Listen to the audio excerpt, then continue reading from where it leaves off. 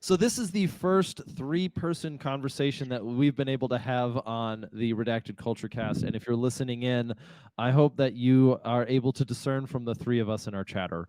But one of the original goals, and one of the inspirations for creating the Redacted Culture Cast and the inception of this project was to do exactly this: get two different people from different, not necessarily sides or worldviews in the industry, but different places in our community to foster more conversation. And so today we've got two prior guests on. We've got Marcus over at Cloaked Entry Co., and then we've got Luke, who's not only a photographer but a Catholic. So I'm sorry I didn't get to get you on for Reformation Day. We had another Catholic on for that. Ah, You were good too. enough, man. Yeah, That's all. well, That's all good. I'll yeah. I'll I'll be the cleanup crew. You'll be the cleanup crew. But today's subject, we're certainly going to stray off the beaten path a little bit. But I put out an episode a little while ago on how gun culture doesn't just eat itself. We refuse to support our own. And the phrase that gun culture eats itself is one that I've heard you talk about a little bit, Marcus, in the past. And then Luke, you had an Instagram piece and you had a kind of a thought, maybe a thought experiment that was going out for a little while on how this industry or this culture complains quite a lot about not only problems internal but problems external, like one of them being shadow banned. And if you've been a part of gun culture, especially the media side, for anywhere in the last 10 years, you're not being shadow banned. Your content is just trash. And so Woo!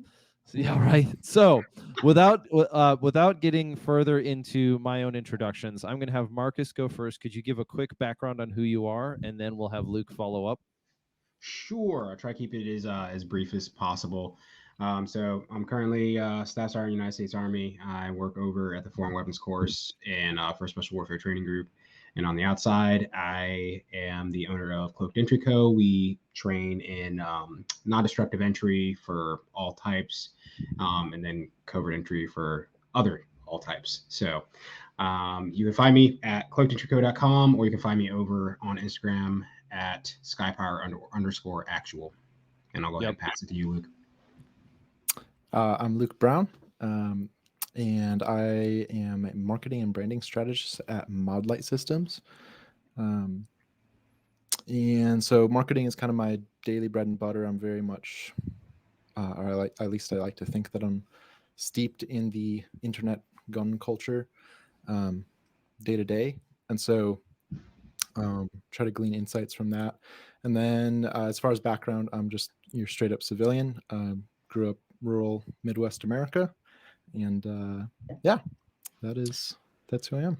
And for those who are listening, I got to find the older ones, but Luke was on for episode 95, and then Marcus, you've been on a couple times now for the Redacted Culture Cast, and I think it was your first time that you came on where we started talking about the difference between, what did you call it?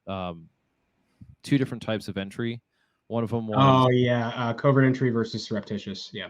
Yep. So if I don't get too distracted, I'll try to put them in the show notes below for where people can find those prior episodes, because they're definitely worth re-engaging for me. But the topic of the day is gun culture, and not only have we had challenges with examples on how gun culture eats its own. You very regularly hear people say things like, "I don't want to be a part of the drama," but yet they hold a position of authority or they have a large following in this industry, and also somehow proceed to generate that drama on their own. Marcus, when you made the phrase, when you say something like gun culture eats its own, what are you referring to something specific or general? And then could you describe it a little bit? Sure. So I guess you can talk a little bit about both. So when I say generally, so I look, and granted, a lot of this is still anecdotal, but it's something I have seen across the years of, I'll refer to it as fighting for the guy in the middle, right? You have the guys that are undecided. You have your people on the quote unquote left and right who you're not changing their opinions at any point in time. They're very steeped in what they believe. They're not getting changed anytime soon, unless something fairly life altering happens to shake that essentially that core belief or that pillar in their life.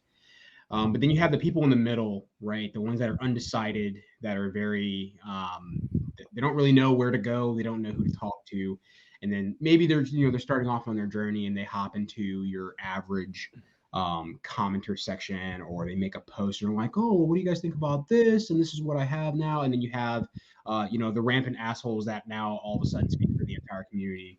And they're like, you fucking poor, and and start berating the guy or whatever, instead of just being like, oh, okay, this guy doesn't really know much.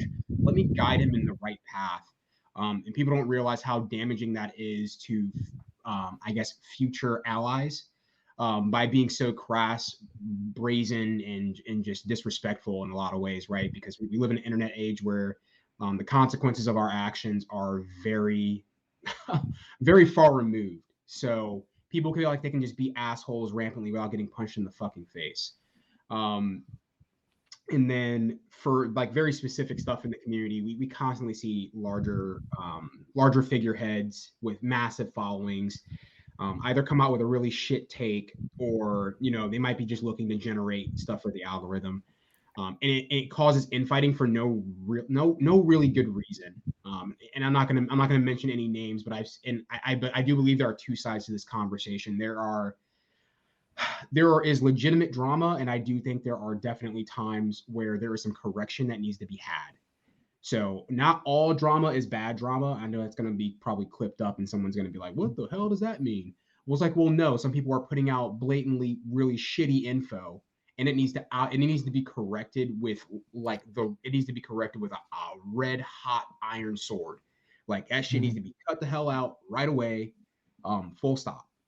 So I do believe there are times for that. And I do believe that sometimes it's just like, really, man, this didn't really need to be a conversation. But here we are, on the 8th optic debate online. Who gives a fuck? Like half of y'all aren't using it anyway for any real reason to quantify why you have the piece of equipment. Because we're still in the space, in the 2A space of gears driving the mission, where it's absolutely the opposite way for anyone that's ever done this job. Yeah, so I want to, in response to that one, I think one of the challenges that we face with the gear driving the mission is that's one place where most of the money is at. Yes. Like if you look at the gun, like in gun culture, I don't think it's purely unique in this description, but there is a reason why gear dominates so much of the conversation. Is because that's not only is that where all the money is at, because we're spending money on guns, optics, ammunition. Like it's not a cheap thing to get into, and it's not purely a hobby for most people who are in this community. There is some deeper intent behind it, like responsibility to one's community or participation in a group, or even just self-defense as itself.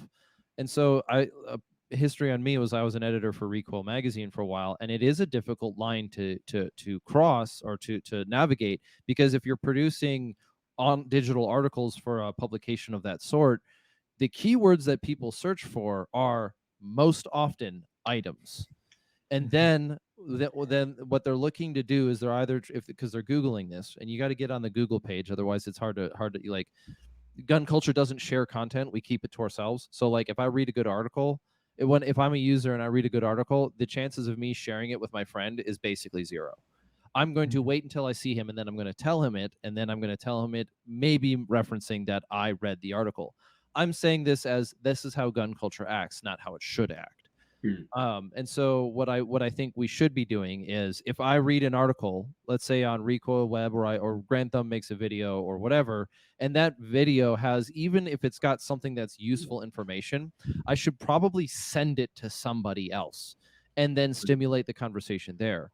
But because of the way that we deal with things, that most of it is consumer based, and I don't mean that purely in a negative sense, the money has to come from somewhere. And it very oftentimes comes from Kit. But Kit also, as a philosopher, serves as a temporary relief from the burden of responsibility of trying to figure out what the hell we're doing anyway. Because if I can think of a scenario that might happen to my family, and then I have a justification for picking up a piece of gear. And then once I pick it up, I have to become proficient with it, and I have to integrate it into everything else that I have. And all of that is work, good work, and work that we want to do. But once you've reached that phase where you kind of have all the things that you want or you need, you either get frustrated that the rat race continues and now some new piece of gear comes out, or you got to deal with like the training pipeline, and then you get a certain amount of skill under your belt, and then you have this thing, and then you have your community, and we're at the community phase. If it goes gear, if it goes gear, training, community, what, we are at the community phase, and a lot of gun culture has the gear down, but we're trying to figure out, where do we support each other, how do we help each other out? And that's my response on why it's so gear focused, is because that's people's avenue of approach. That's how they get into it. It isn't just culture, it's gun culture. So yeah, it's a natural progression. First, people start with thinking that they need they have a problem they want to solve, so they go find the thing to solve the problem, and then they realize that they need to figure out how to use the thing, and then they figure out once they figure out how to use the thing, they figure out that it's really, they need other people to use all of their gear effectively. So it's a natural progression. I think, I don't know, people have referred to, it as, the move from straight up FUD gun culture into serious, what we would call regular equipment now. It's very much normalized, the whole movement of armor becoming commonplace and night vision becoming more commonplace, and properly kitted out rifles becoming commonplace. That is all, I think, widely referred to as like the 2.0 gun culture. And now we're kind of, we're entering 4.0, because 3.0 was the training. That was, everyone's like, oh man, I need to become good. And we see a huge spike in USPSA matches. We see people entering into, but we see the rise of the tactical games, right? People wanting to become fit. The rise of fitness is, came into the, in the last year, especially. The cultural shift of it's no longer acceptable to be an out of shape guy who is into guns, right? That's not cool. Like the level of that has gone up, and that's a good thing, right? It's net positive. So, but now we're entering that 4.0 gun culture of, okay, we need other people. How do we organize? Like what? And then this is where a lot of people hit this philosophical problem, which is why it's such a great topic for this podcast, is how do we get on the same page with our neighbors about this, or our friends, or whoever we are deciding to train with, right? Getting on the same page philosophically, morally. We see that our culture in large, we see this right now happening with all the current geopolitical affairs. Like, our culture is very split. Like, Americans in general are very, very torn. And then to see the gun community so fractured within itself, of, you've got militia boys over here, you've got, Goonie Boogaloo boys over here who are just kind of still focused on gear. You've got, the normal office worker who just wants to learn how to shoot his concealed carry gun, and he's not interested in anything more, and he thinks everything else is cringe. I think there's still a huge fluctuation on where people draw the line, especially with, like, Forrest, you alluded to this, with, it's an expensive thing to get into, because it all starts with that gear, and so it's a barrier to entry, and that kind of tells us something about the people who are wrestling with the 4.0 gun culture, is that they're invested pretty heavily and they're willing to put their money where their mouth is. In my group, when I'm shooting, you can kind of size somebody up really quickly on at least how committed they are to their training and to their, for lack of a better word, preparedness with this sort of stuff, in how invested they're in gear, right? If you're like, oh, this guy's running a really squared away kit and his rifle's, quality, and he's got night vision, you're like, okay, this guy is far enough down this road. I know that he's gone through all these little phases, right? For the most part, there's exceptions, but for the most part, it's a natural progression where you start small and it builds. But that doesn't tell you anything about who that guy is, what he values. It doesn't tell you if he's worth a worthy Comrade. companion. Yeah. In he's not, just because somebody buys Gucci gear does not make them someone worthy of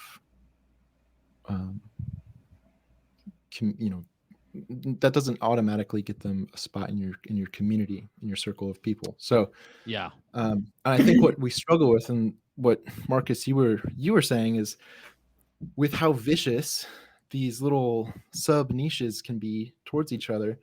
We see this problem where the guys who do want to build a community of, and for, I think most, from at least from my experience of seeing, like, what are the guys at church saying? What are the local people like? I live in a very conservative area. There's lots of groups of guys out here, and they all kind of have little different flavors. But for the most part, the one thing that kind of ties them all together is they want to be prepared for if something goes sideways in their geographic area, right? They're not worried what's happening necessarily.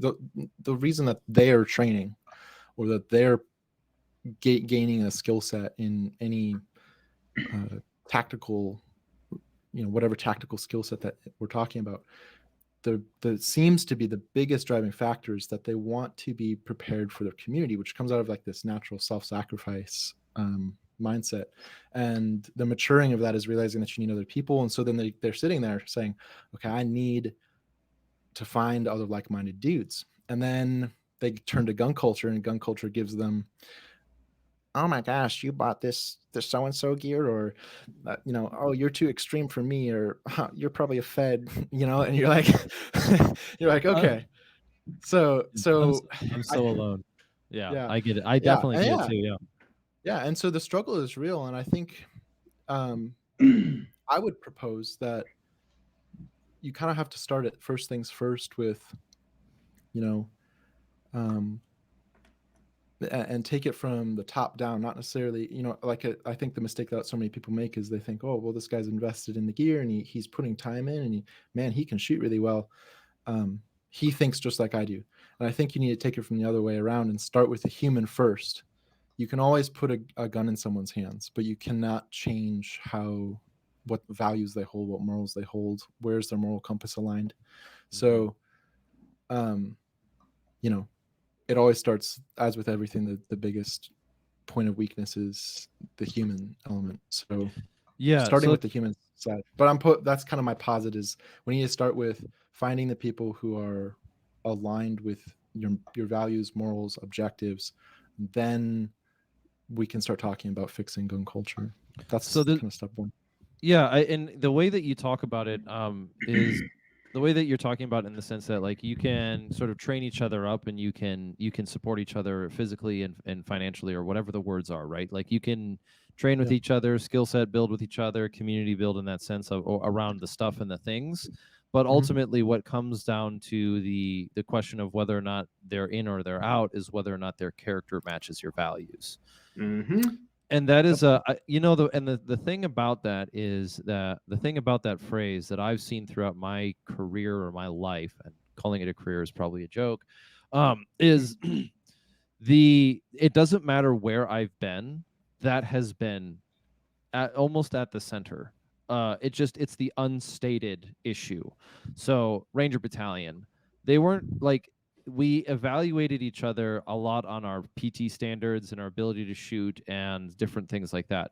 But at the core, all of those were supposed to point to, is this guy trustworthy or not?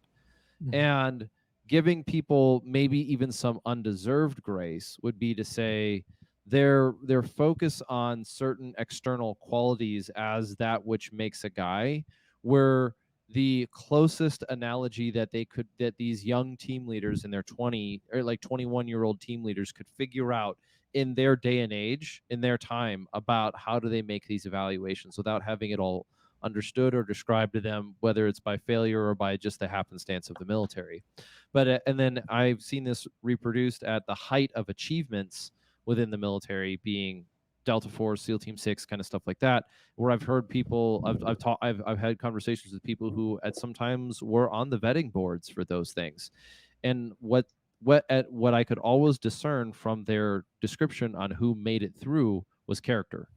Skill set was important, but character was fundamental. But then we see the same thing in our community as well, as like a guy who's got all this stuff, but he's so much of a pain in the ass to be around, is not the person that you want in your group. And we all know this. Like, this is kind of a natural thing. Where I think it's missing is that we just don't put it on the front, because it demands a really high standard of the person making the expectation. So there is some room for not necessarily criticism, but there's a room there, right? There's a little bit of room, wiggle room maybe to say. Yeah, and so we're talking about the whole character thing now. Like, well, what is character? Like, character is like, who are you really when no one's around, when no one's watching you, when no one's evaluating you?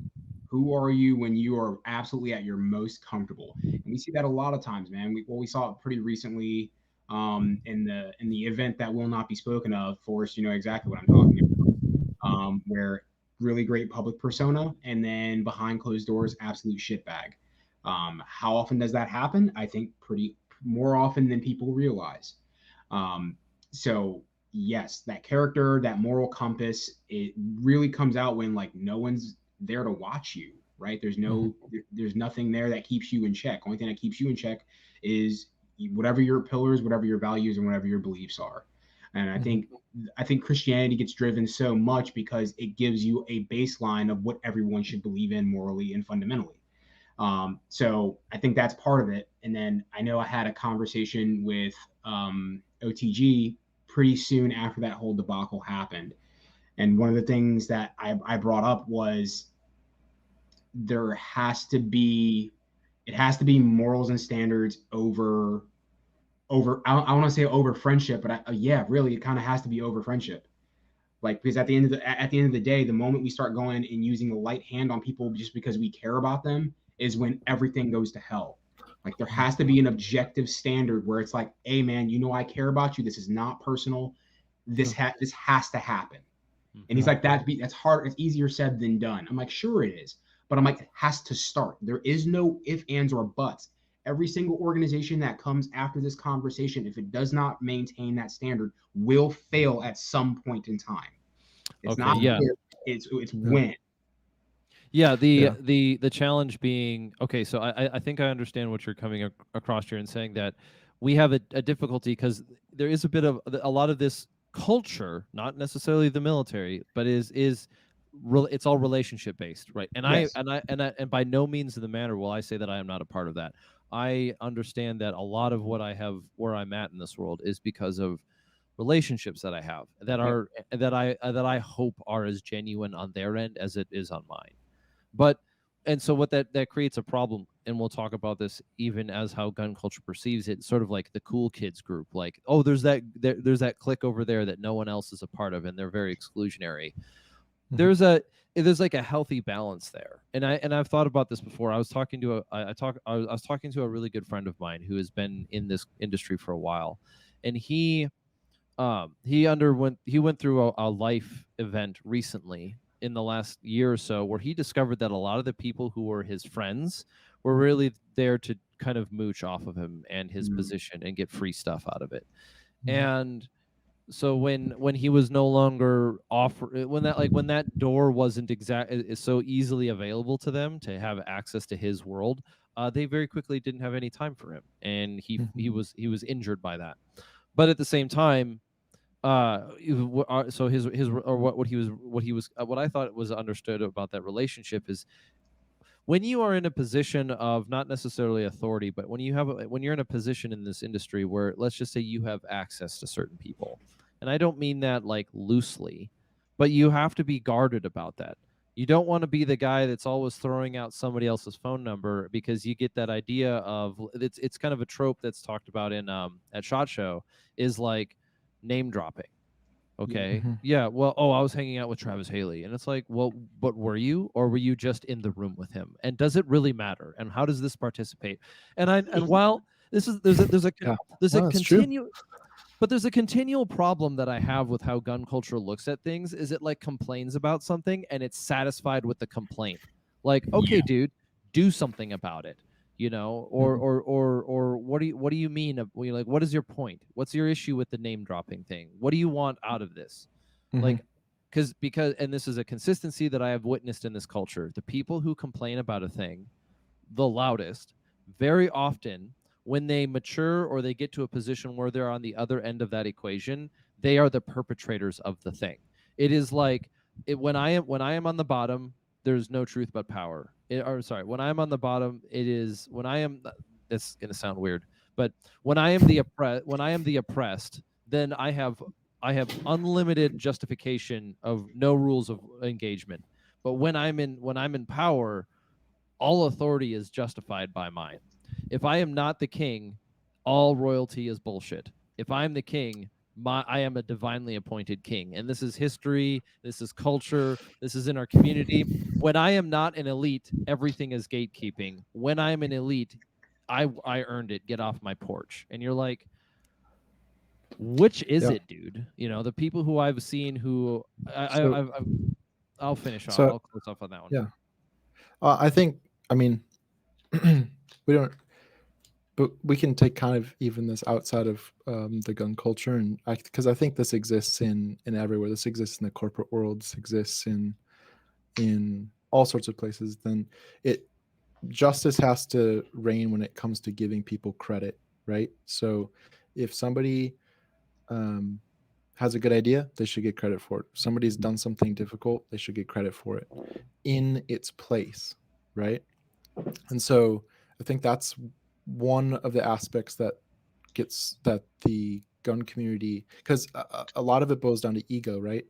It's Oh yeah. this is it's a topic that and we're dealing with like 98% men in this conversation, right? So Yeah. we're dealing with the male ego, and there is a struggle that happens in wanting to have respect and be, and the give and take of respect is a huge thing. And so people will find whatever stool they have at their disposal to stand on it as tall as they can, and whether that be their position in the gun industry or their former achievements in a career that they had, or you know, all of this. And then if you take that, that's fine to say, okay, I did this thing, I was this person. But if you start applying that to all aspects of who you are and let it define you, you're not fooling anybody, right?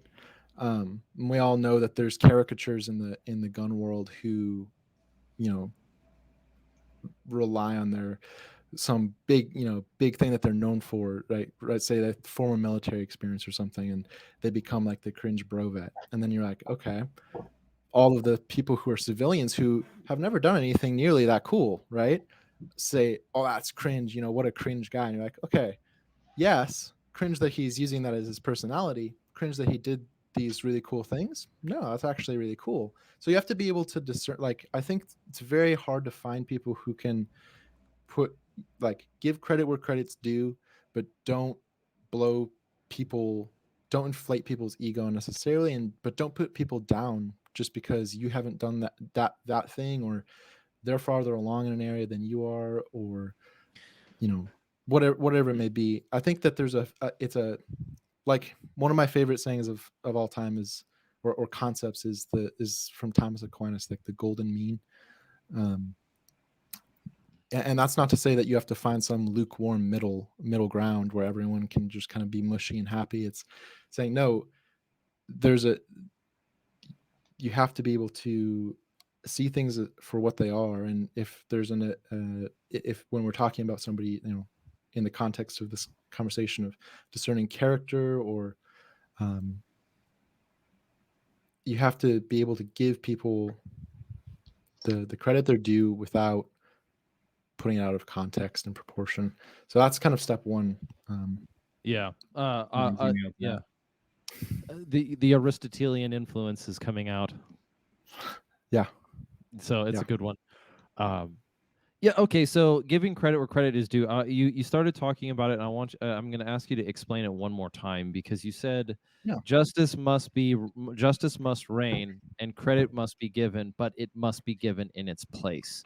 And I can think Yeah. of a guy. I can think of this is a fictional experience, but it would be a guy who joins the army or the military in the height of the global war on terror, when Bush is still president and the public is still supporting the individual. Like, go join the military, go become a hero. That's what you're Mhm. sold. That's the bill you're sold. And by the time you get out of the service, you're in like Vietnam version America, where like Yeah. there's everywhere you go, you can't get a job, you can't get hired, you can't get anything. And the gun culture is like, stop gatekeeping me, bro. And the guy's sitting there going, what the hell? Yeah.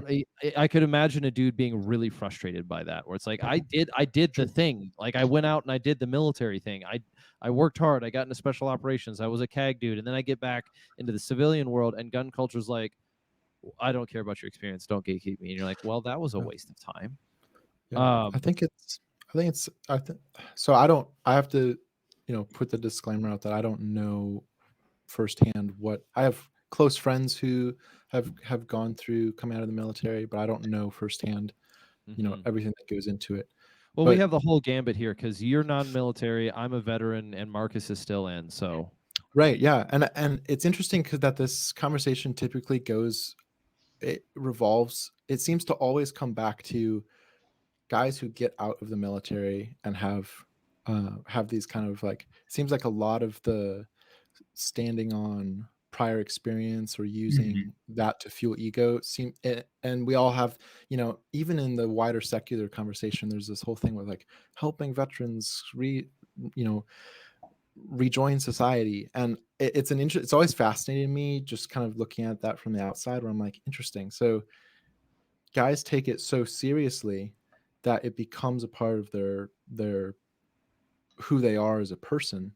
And then I can see why it would be very hard to, especially if you came into a society where supply and demand, the law of supply and demand is not in your favor. If you're coming out of the military and you're like, okay, I guess all those skills and all the cool stuff I did is no longer, society's not valuing that at this time in history, right? And but that's who I am. That's all that these are all my skills that I have. And then if society's like, well, we don't really care, yeah. Walmart's hiring, and you're like, okay, Yeah. Oh you no, know, That's but brutal, but man. like, It's too true, man.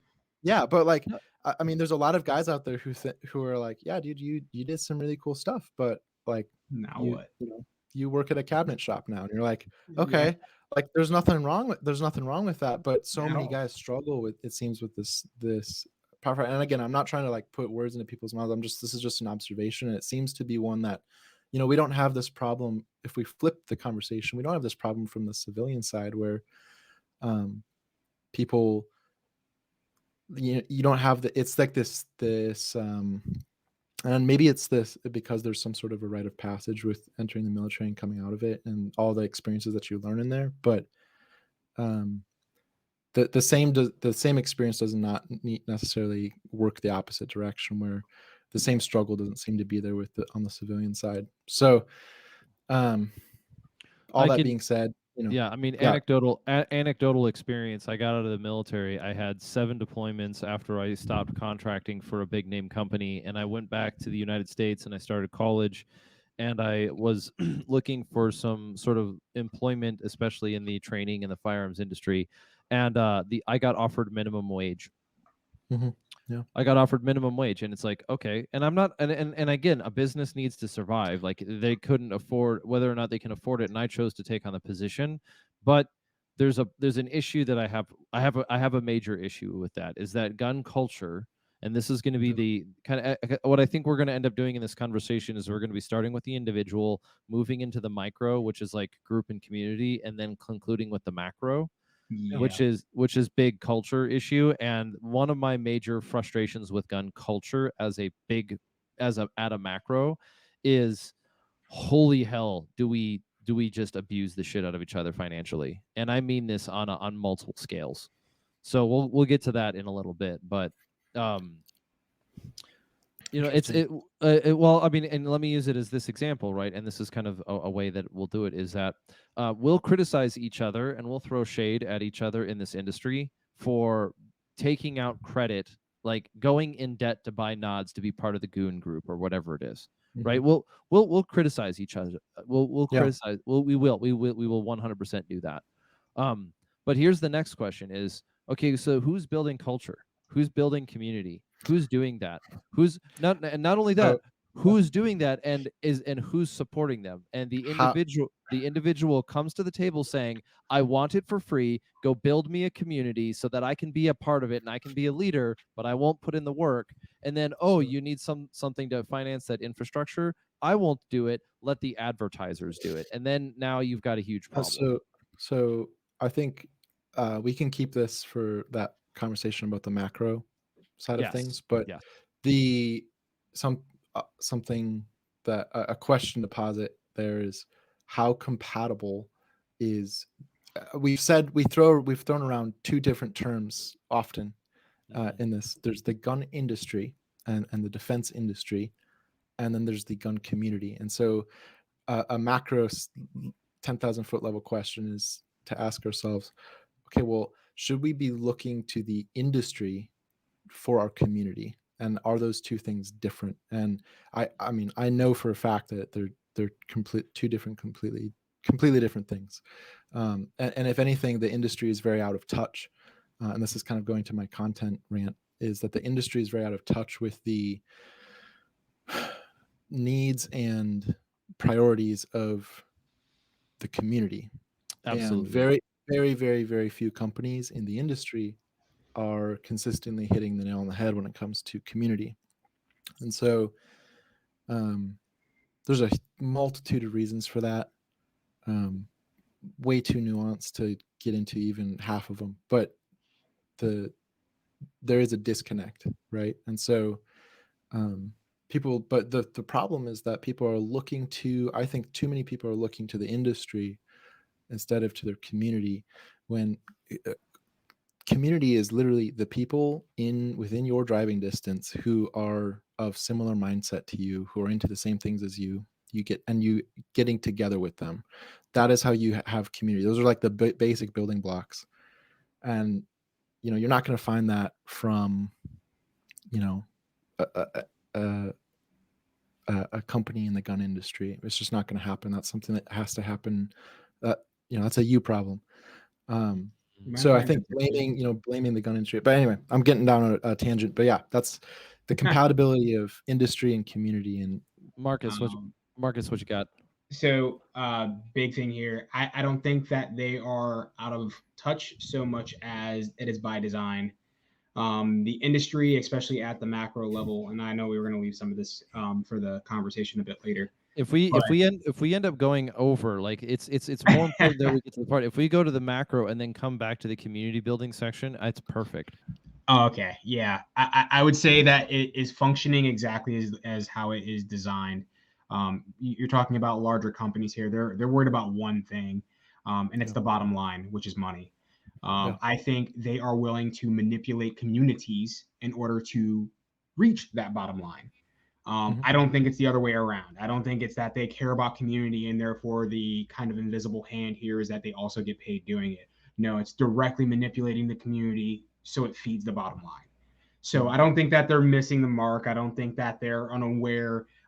They're pandering to exactly who they think they're pandering to, kind of like your H&Ks and stuff like that, where they pretty much openly hate civilians. Right. So it's just like, all right, well, cool. That's because they only go for government contracts. I won't say they only go for government contracts, but that's the primary bread and butter. So I would say that community is a means to an end for large industry folk. So if the communities are under some type of illusion that the industry actually gives a solid fuck about them, they are wrong. So do you think that, so you're making an assessment, do you think that is a misplaced assessment, as in like they shouldn't be that way, or is that just the fact and it's never going to change? I'm going to use an example of the company Daniel Defense. And this is the scenario. Daniel Defense is in a situation where they're a massive company that deals with the government quite a bit. And one of the challenges that they're facing is that they are close to the DC button, and not like the area, but they're close to like that money pool. Yeah. and a lot of their company depends on whether or not they continue to secure government contracts in that Mhm. way. If every government contract dropped Daniel Defense tomorrow, then the company would have a lot of problems to deal I'm with. sure. But the issue that they're also dealing with is that the president has created an Office of Gun Violence Prevention, which has an explicit stated intent to remove immunities from firearms manufacturers. So, in other words, if somebody buys a Daniel Defense and then goes and commits an atrocity, apparently Daniel Defense can be held responsible Manufacturers. for it, Yep. which is not only a legal problem but a cultural issue. The fact that Mhm. your culture is the American culture is either so illiterate or so malicious that they're willing to throw their own business under the bus for something that they could literally have nothing to do with shows that Daniel Defense is up a two-front challenge where they have to maintain a relationship with the government, but they also have to be careful about private business. And then if they set their company up in such a way where even the culture won't come to their defense, then they have no friends, Yes. because the government is there for whatever the purpose of the government is. The anti-gun coalition is willing to and attempting to sue them for something that they had no ability to or no control over, and even gun culture is like, I don't want anything to do with you. So how does big industry handle that problem?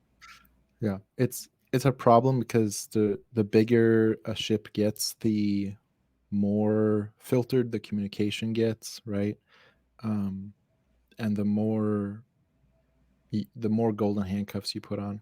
So, um, Daniel is is I've been able to see some of the inner workings of Daniel because we've done some social media stuff with them, and it's a massive company that has, when the lawyers are telling the social media guys, what they can and can't post. I mean, there's like real, that there's like when PR issues happen on a company at the scale of Daniel, um, there there's quite it's a lot. I think it's it's very easy for someone who doesn't see all the complexity of it to sit back and say, well, they should just be more pro 2A and they should help us as they should be more look out for the little guy and be a Little guy cooler doesn't pay company. And bills. you're like, okay. So I can see it from I see it from Daniel's perspective, but I want to get back to Marcus's point because it kind of ties in. So you're saying it's kind of by design, and it is, and I would agree with you that when we say it's by design, it sounds like it's like this orchestrated kind of scheme that and I think so. I just kind of want to clarify that. In my view, is more that this is kind of how it naturally happens. Basically, what you said is, well, they're going to prioritize the government contracts. Of course, if you're a company and Yeah. your goal is the bottom line, you're going to take the 100%. $35 million deal versus being like, oh, how can I sell better to Joe Schmo? Yeah. And Yeah. and so if you have the opportunity and you can scale that big, like any Why would you company, not? any company is going to Exactly. do that. Yeah. So you've got the companies that ride a government contract rocket and they become the Daniels of the world. I met Ronnie Um, Barrett. Same thing. Yeah. He won the contract for the Barrett M82A1 or whatever it is. The 50 caliber that's in every video game and everybody's dream gun. Yeah. Like, and he told me the story about it. It's like, I basically built this in my garage, and again, it's another garage built story, but he had this very simple story. And he's like, and as soon as we won that contract, then we were a company. Yeah. Yep. Yep. And there's a lot of companies that chase that. And so here's what I'm going to posit though, is that there's exceptions where there's like, hey, dude, this company is literally founded. We focus entirely. Maybe they don't even offer things that can even be sold to civilians, right? I mean, Yep. laser companies are a great example of like, dude, Mhm. the way the law works, I can't even if I wanted to, it's out of my control. I can't even sell you. Of course, I'm just going to go after government contracts. I don't really care about what the civilian gun community wants. Like my hands are tied. If the FCC opens it up and allows me to sell you a laser that you want, then I will gladly do it. But right now I can't, right? So there's companies like that. But if you're a company that has the flexibility and has the option to communicate and engage with the civilian side, and you are choosing not to, you're missing out. Like, they're missing out on the it's if you can win the hearts of the American people, you've won more than a government contract, right? That's way more powerful. So the and this is where companies this is why companies, it is in companies' best interest for their bottom line to be in touch with the community of people that use their products. If they have a significant amount of people in the market share who are civilians, then you have to be in touch with that community. And the more in tune you are with it, and the tighter that feedback loop is of what you're saying and what you're hearing from the community, the more your message is going to resonate, and the better your business is going to do. It's not complicated, but I get what you're saying, Marcus, where it's it's too easy for us all to sit back and say, well, Daniel should be this a better company. And you're like, okay, there's nuance to that.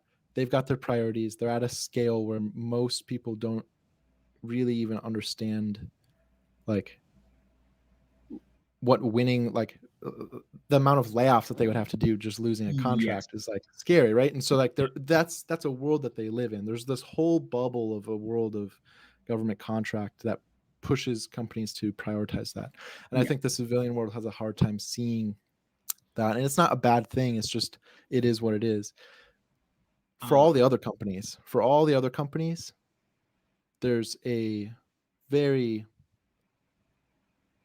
important point that I think so many of them miss, is that they try to be Daniels when they should be like, I have my issues with the companies like T-Rex, right? Mm-hmm. But like, let's be honest. They're an example. Who in this industry doesn't have a little bit of an issue with how they run their ship? Like, I don't mean that as a criticism. True. Yeah. Oh, of course. I mean, anyone can get nitpicked. I mean, I work at a company that has its share of issues, but anyone can be criticized and critiqued, but I want to stick true to giving credit where it's due, in that many people who would not otherwise be in gun culture are entering this 4.0 stage. Like, they've come all this way solely because of that company. And 100%. And it's a faulted as it can be sometimes, net benefit for the community at large. I think it's very safe to say. Well, so the purpose of this episode is not to make a moral or critical evaluation of no. So and I'm not worried about it. It's just that that is actually a funny thing in some sense. Like, T-Rex Arms is a bit of a black hole. As soon as it starts getting brought up, everything has to be focused around them as a center. Yeah. No. You know what I mean? It's just like, and then I'll pull out of the black hole then and kind of bring it back to my larger point. Was companies like that, they're a great example of, they can talk to the community, right? Yes, now, I'm not saying that they're talking to the right, like the community that should exist, right? I'm not saying that they're talking to the community that we want to see, but I'm saying that they have prioritized the civilian community and the populace of the American, American culture, and they've worked on saying, okay, well, for our bottom line, we need more people into XYZ, and we're gonna get them into it. And they do a good job with it. And so,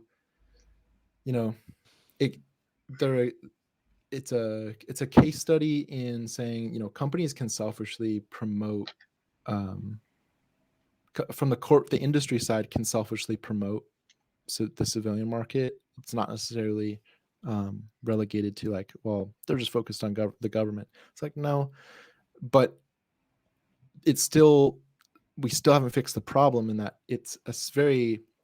companies are going to selfishly want you to just buy whatever they sell, right? Training companies are just going to want you to take more classes.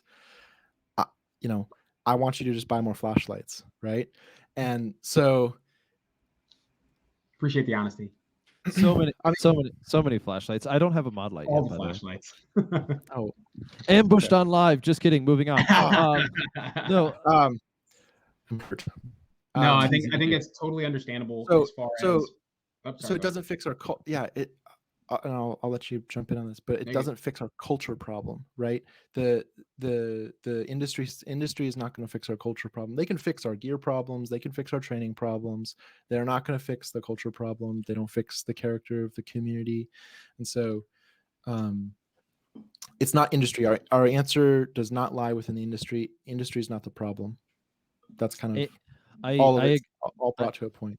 I agree with your assessment. And my short statement before, I'm sorry, Marcus, I think you're getting cut off again, but it's that the industry is expected to tailor itself to the needs of the consumer, but does the gun culture provide anything back to the industry? I know it sounds really shilly and kind of shitty, but the point that with the Daniel defense scenario is the point with the Daniel defense scenario is if the best thing they can get by being in tune with the culture is some teenager yelling at him about birdcage flash hiders or whatever, then it's like, then there's nothing for them to get. And the culture does have, I want to say, like, the culture and the end user and this 4.0 gun culture definitely does have quite a bit to offer the gun industry, whether it's user gear or desires or things that they actually might want to spend their money on. But generally speaking, or not generally speaking, but one consistency that I've seen that makes it not ideal for a big company like Daniel Defense to engage too much with the culture is the best thing they get is a complaint that nothing the company makes is with them in mind. And what the individual within gun culture needs to recognize is that if a company has a choice between a $300 million contract or building an optics mount specifically for your needs, they're going to go with a $300 million contract. And you are not that special. However, gun culture itself, as it gains momentum, can bring that weight to the companies. We can bring AOR one back and make it stylish. I mean, I think a large disconnect here is that essentially what happens in the background is completely utterly left up to the imagination for the people, the civilian side, right? They absolutely have no idea how any of the stuff works in the background. So it really just comes down to, we think you're a red coat because you don't do this thing for us. Mm-hmm. And that's kind of where that leans to. And I see that a lot with certain groups, and a lot of them are like former tier 1 dudes or whatever, and they're teaching strictly SWAT. They're teaching strictly teams that work together. They have the time, they have the resources, they have the logistics to support the training that they're actually spending their day-to-day lives doing, getting paid for. Yes. Right. So it's very different. They're like, oh, well, I had this conversation with a random commenter one time, and it was on Hades Consulting. Two fucking former tier 1 guys, and he's like, well, why don't you teach to civilians and blah blah blah blah blah. And I made an entire series because, once again, I'm a business owner, and I'm obviously going to be starting to fight for government contracts too as soon as I get the fuck out of the army. So, like, literally, I already got my cage code and everything, dude. I'm just waiting. But at the same time, it's like, okay, and the phrase that struck me was like, well, you don't even want us to be trained to the same level as these guys that you're teaching, like the top SWAT, like top soft. And I was just like, you have no idea what the fuck you're talking about, do you? I was like, and that's the difference, is that you think they're not teaching you because they don't want to teach civilians. It has nothing to do with that. I highly doubt that that's the actual issue. The issue is, one, liability. Liability's huge off the rip, because obviously if some civilian comes off and has zero, like, there's no way for me to quantify where your skill level's actually at. If I just throw you into this class and you end up shooting someone else or shooting your own eye out, that means we get the absolute piss suit out of us, or we get drugged through the mud with our reputation, and our business suffers as a result. Yes. So it's like, we can't do that, and they're not willing to take that risk, and I don't blame them. Right? No amount of liability waivers is going to cover someone losing life, limb, or eyesight. It's just not going to help. And then a lot of it too is administrative things that on the back end, right? As much as people hate the bureaucracy of certs and stuff like that, I won't say it guarantees, but it gives me as close as I can get to a guarantee of a certain level of competency in this specific task. Yeah, balancing credentialism, where if you don't have Yes. the credentials, you can't do the thing with. Yes. I need to have some sort of legitimate way of transferring this information. Absolutely. I got 2 points on that. One of them is historical, but one of them is also a little bit to add to your other thing, and that is economic. So if I were to take a guy, and this is an example, if I were to take a guy and I were to exclusively dedicate my life to training him to be at the level of proficiency that I was as a ranger guy when I was at the height of my skill as a ranger. Now, given I've had plenty of opportunities to develop past that, but it's all because of professional experience, whatever. I am a much better shooter now than I was back then. Funny thing. But the point is, if I were to take a guy and I were to take him through basically a demonstrated version of a RIP class and a version of a Ranger School thing, and then like these years of being a team leader and a squad leader, the bill that I would be charging him at the end of that pipeline is about $500,000 minimum, and that's per year. Like not per year, but it would be about $500,000. The problem is, and it would take you about 3 years, maybe 2.5. But the problem is that's like that's what you're asking for, and you're asking for it for free. And I think there's a challenge there, because I remember I was an instructor. This is why I'm talking about economics. I was doing some of the teaching thing near like 2013, 2016, 15 kind of time frame. And given some of it was the environment politically, socially, and geographically, but the average price that a person was willing to pay for a course was about $130. And the amount of courses that I would have to put on to even keep food on the table was not an achievable outcome. And they wanted tier 1 training at National Guard pricing. And it was like, hey, it's not worth it, man. It's not worth it. And then you're like, okay, and it was a challenge. Like, it doesn't mean that I didn't want to bring it to it, but it's just like that at that time. Now it's 2023. The world has changed quite a bit. In 2013, teaching a CQB course to civilians was a big no-no. Now it's a big thing. And so if you want to have that level of experience, you have to pay your dues. And so if you don't want the training, you're not going to pay for the training. You don't want the training, man. You can't get it for free. And that's the big challenge. The other part about it, that's the anecdote, is I just finished a book called The First Way of War by Grenier, and he mentioned that how the Rangers, who were the frontier soldiers in America at the time, were expected de facto, bona fide, every time to be better trained, better equipped, and more skilled than the regulars of their time. So we're taking that philosophy of the civilian dude at that time who is expected to be better at doing the thing than the regulars of the military, because he did it sua sponte, he did it of his own accord, and translate that into the modern world. Yes, that is achievable, but it's not going to be free. It's not going to be free. No, it's not going to be free. And then people also don't realize, like, you work a day-to-day job like everybody else. Just time, the time buying alone is enough to break most people, right? You have your average infantryman, you have infantrymen, you have your soft guys, but we all go through training cycles, right? There is a red cycle that you're going through for your training, and it's like 6 months long. It's back to back to back range, validation, STX, and just it's constant though. So when you add up the hours of a 2 week long field exercise, and you're constantly staying up at night, you're training every single competency of your job within this period of your training cycle. And once again, you're talking about just cost to run that stuff for one unit, just to run it for shit, even a fucking platoon, right? You're talking about food, water, bullets, beans, medical ammo, trucks running to and fro. The cost is astronomical, and no one sees it because really that's the back end stuff. Housing, tenting, field use, rental of the property, when the dude gets dysentery, when the dude's wife gets, you know what I mean? When one dude, gets and then the whole family gets a disease, and now all of them are at the it stacks, right? It stacks. So now, it's I think it's really easy to sit back and armchair quarterback something you don't understand the implications of. You don't understand any of the logistical strain that just putting this small little event on causes.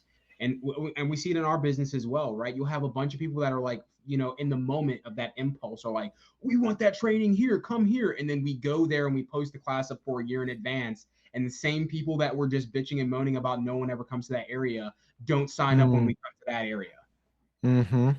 To the point where that happened so much this year that we absolutely are not. We're traveling to 2 places maximum next year.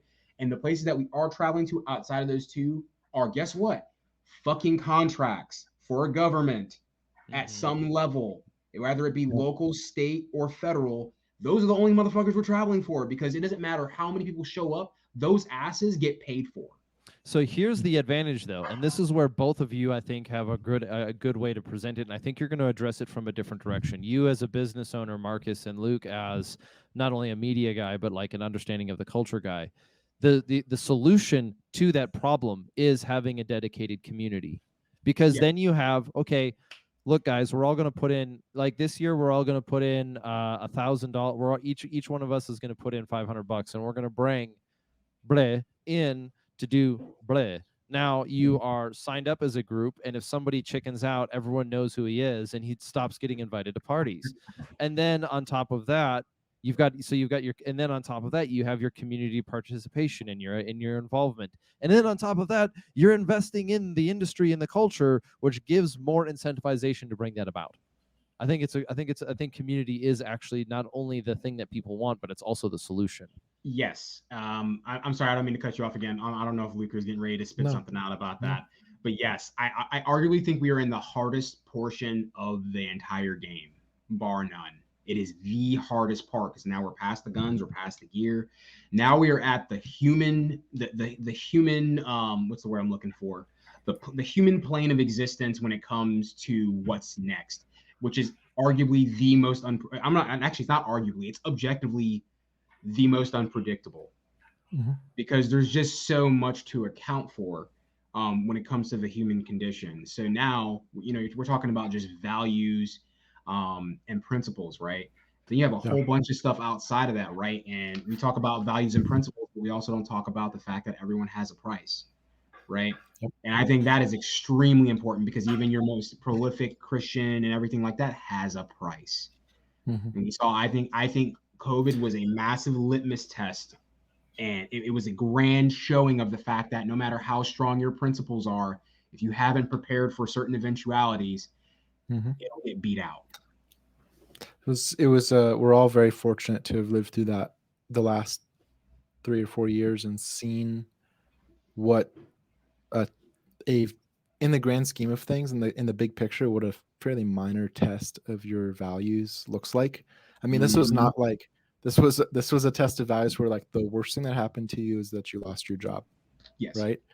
And there are much more dire consequences in the grand scheme of things than that. And how rare it was to see people even willing to do that. And it explains and it shows a lot of why, as a whole, the gun community can kind of buckle when there's pressure, not show up to a class when they said they wanted one, not show up and train, not be fit, not XYZ, right? Yeah. And it's interesting that you brought up the whole COVID thing, because it tells us there is a certain level of data there that shows us, like, yeah, that I mean, if people really, it was many people's colors were shown of like, what are you made of, right? And it's cool. Some people are like, I'm made of some really cool stuff. I didn't cave. I didn't go with the flow. And so I want to kind of address what before we get too far away from it, my side of what Forrest said. So when you say that I think it all revolves around what Marcus said, in that everyone has a price that they're willing to pay, and a level, and everyone organizes their priorities a little bit differently. right? So for example, in a civilian guy, in my context, right? I'm a civilian guy. I work a corporate job. Even though it's in the gun industry, I could be a marketing guy at any other company, right? My life would look the same. And I'm married, right? Mhm. And I'm plugged into a church that I value. I'm plugged into a local friend group who are not gun people, right?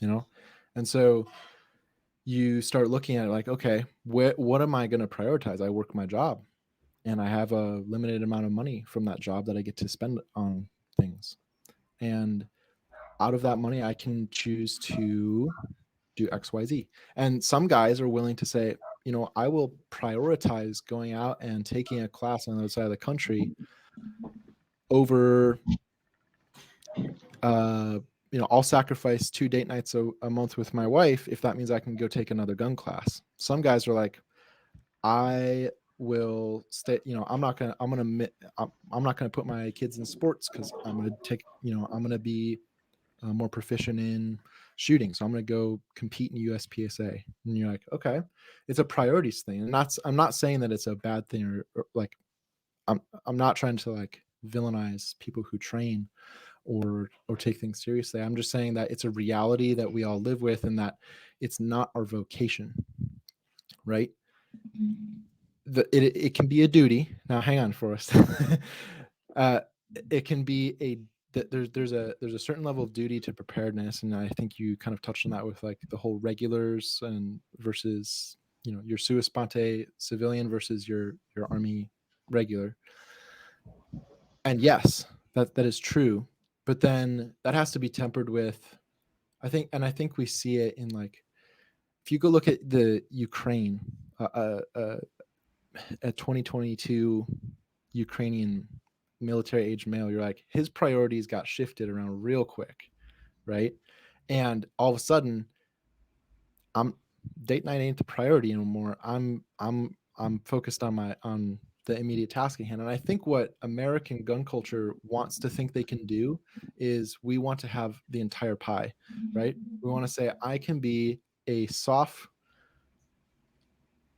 trained, I want to be trained at the level of a soft guy. I want to have a stockpile of ammo to rival the armies, and I want to have a balanced life outside of all of that. And you're like, I mean, there's a reason that the meme exists of like the guys who sit in their basement and hoard ammo, and because they don't do anything else with their life, is because there's very few people can pull off the fantasy of what the gun community wants and still function outside in society, right? You have to, I really think that you have to, I think there's ways around it. I think if you have a group of like-minded people, you can band together and start crowdfunding things.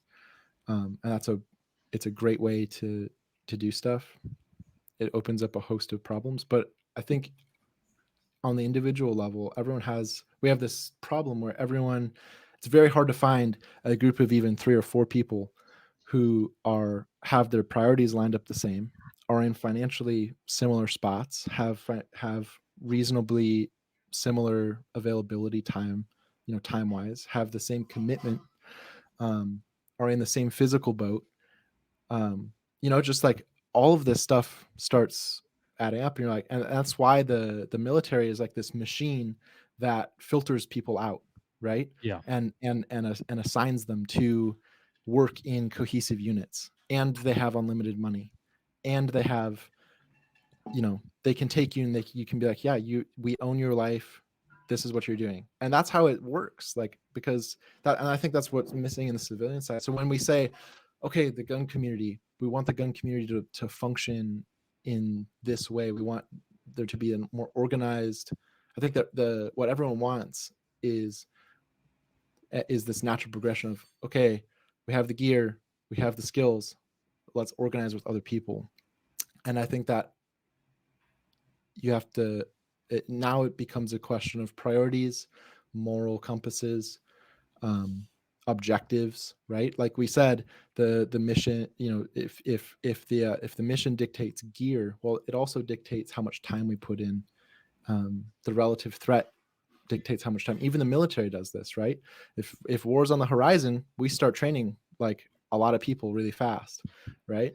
And we don't train at red line. We don't red line training speeds, and just for the fun of it, right?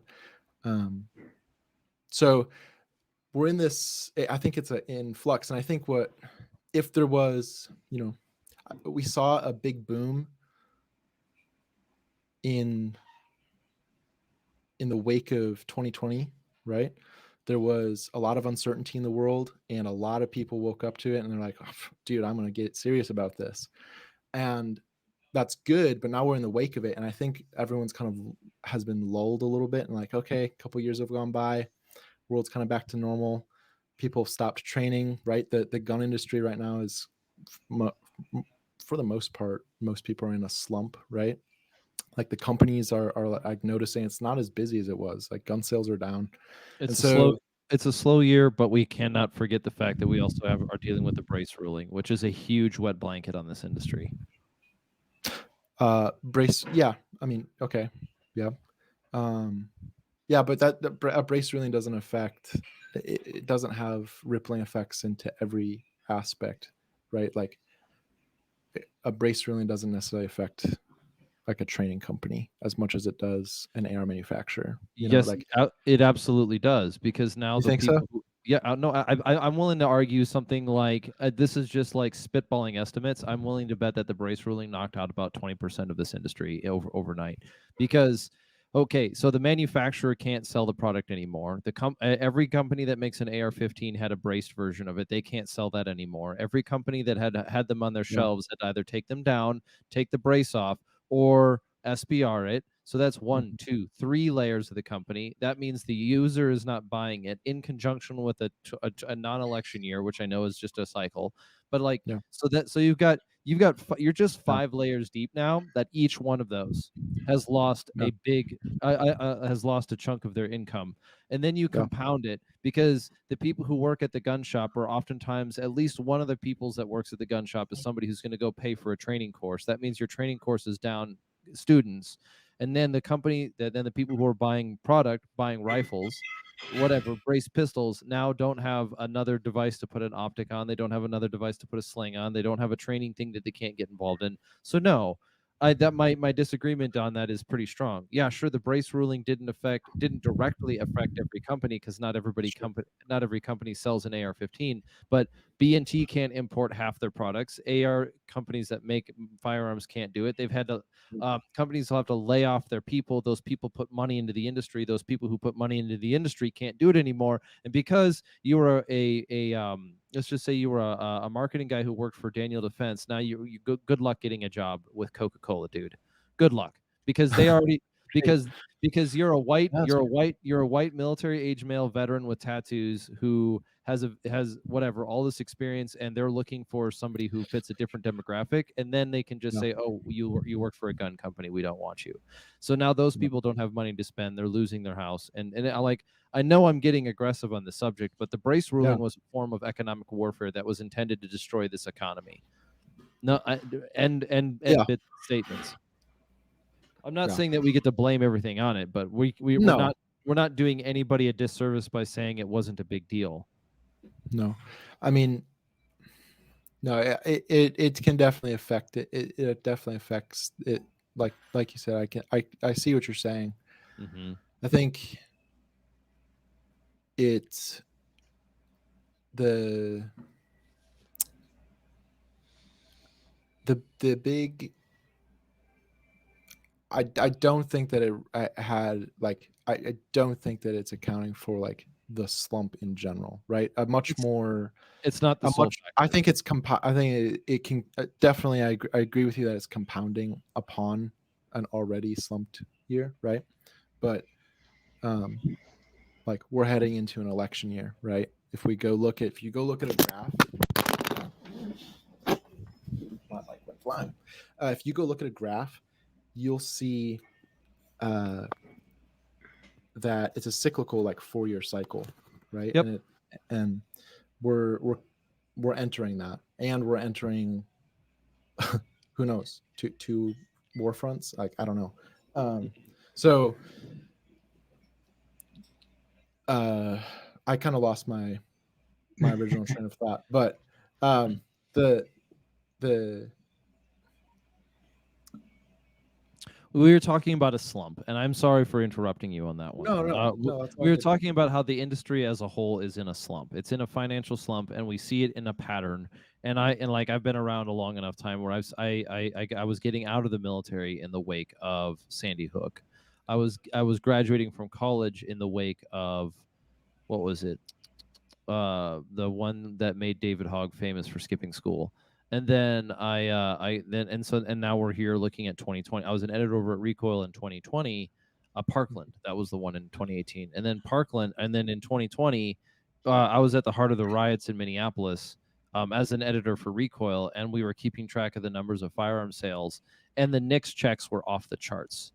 We were getting more firearms checks in a month in 2020. Not we as the company, but the industry was getting more people running NICS background checks in a month than they had been doing it in years. And then it went on month after month after month. And that was a huge spike. I mean, I remember, I knew people who literally started businesses because of it. It was fantastic for them. And we're in that slump afterwards, naturally. Sure. The question, the question is the question that I would want to present is, that's fine for the industry. Is it fine for the culture? I mean, that was my original point. So the going back to that priorities and where do people prioritize their time for training, skill sets, building community with other gun people? Like, how much time do people spend plugged into the gun community is dependent on the perceived risk, and whether that be for good or bad. That might be just lack of planning, right, on people, if it's a reactionary. But I can tell you, like, when the Israel thing popped off a couple weeks ago, I that night got so many texts from people asking, like, do you have any discount codes on ARs? I really need an AR. I procrastinated buying one. I'm like, A, sorry. B, that's no. and C, like, why did you wait this long? And you go look at, like, the place I buy ammo from has a 10,000 order backlog, right? Just from the last couple weeks, right? And before, they had been sending out email after email saying, hey, we're really slow. This is the lowest ammo's been since 2019. Like, get on this. And then they hit it, and 2 days later they sent out an email that says, hey guys, just letting you know, shipping times are going to be up to 4 weeks because we're backlogged. And you're like, okay. So people prioritize, the community is this fickle group of humans. It's like the stock market, right? Panic buying is a real thing, and you can very closely, like, tie how people protect their money, people take their security seriously when they perceive a threat, right? Nobody worries about their security when they but the second something happens in the world and they look around and they look on their television screen, they're like, man, if that happened here, I wouldn't know the first thing to do. That wakes people up. And so I don't think really the industry has a huge say in like how panicked people get. But I think it's very clear to see that, for better or worse, people get the panic buy culture is very real, and I think that's just part of human condition. What would be ideal is people just they make hay while the sun shines, and they get prepared when in times of peace, and when the threat is low, right? When resources are plentiful and you got the time to do it well.